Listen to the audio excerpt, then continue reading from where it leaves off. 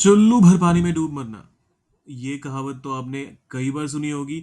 यहाँ तक कि टीवी में भी आजकल कभी भी शुरू हो जाते हैं, आपको तो चुल्लू भर पानी में डूब मरना चाहिए, या फिर एक पॉलिटिशियन दूसरे पे ऐसे आक्षेप लगाता है और ये करने की सलाह देता है।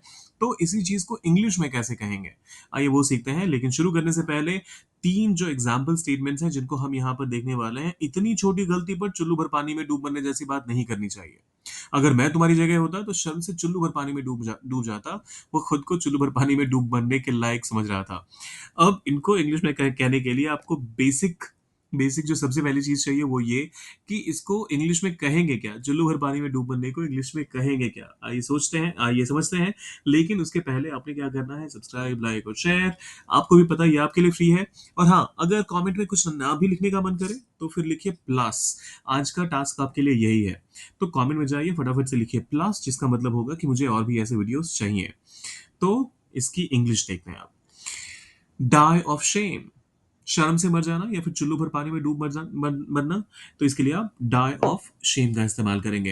एग्जाम्पल के तौर पे अगर आप कुछ ऐसा स्टेटमेंट देखते हैं, इतनी छोटी गलती पर चुल्लू भर पानी में डूब मरने जैसी बात नहीं करनी चाहिए। इसे आप इंग्लिश में कहेंगे, it's not something to die of shame over. It's not something to die of shame over. मतलब किसी चीज की वजह से मर जाना, उसके लिए आप ओवर का इस्तेमाल करते हैं। तो it's not something to die of shame over. इस ये ऐसी चीज भी नहीं है कि मतलब इस पर कोई इंसान मर जाए।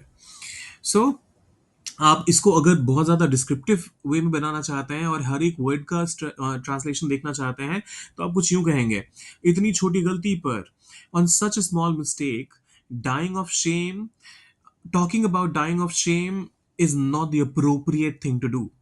ये भी एक तरीका हो सकता है, लेकिन वो अननेसेसरीली बहुत लेंदी हो जाएगा। इसीलिए मैंने इसका एक शॉर्टर वर्जन आप लोगों के लिए यहाँ पर दिया है, जो कि पूरा एसेंस इस सेंटेंस का जो है उसको ट्रांसलेट कर रहा है। एक बार फिर से, that's not something to die of shame over. दूसरा एग्जाम्पल कहता है, अगर मैं तुम्हारी जगह होता तो शर्म से चुल्लू भर पानी में डूब जाता। If I were in your place, या फिर आप ये भी कह सकते हैं, इफ आई वर यू। दोनों ही तरीके सही हैं। If I were in your place या फिर if I were you, I would die of shame या फिर I die of shame. I apostrophe D का मतलब हो गया I would. So if I were in your place या फिर if I were you, I die of shame. तीसरा example देखते हैं। वह खुद को चुल्लू भर पानी में डूब मरने लायक समझ रहा था। He felt like dying of shame after what happened. अब कुछ ना कुछ तो हुआ होगा, स्टेटमेंट आपको नहीं कह रहा है ऐसा। He felt like dying of shame, he felt like, और he felt as if he was worthy of dying of shame। कुछ इस तरीके से अगर आप कहेंगे तो चलेगा वो भी, लेकिन मैंने यहाँ पर जानबूझ के कुछ एक्स्ट्रा वर्ड्स इस्तेमाल करे हैं, for you to be able to understand the entire concept of using die of shame better. he felt like dying of shame after what happened।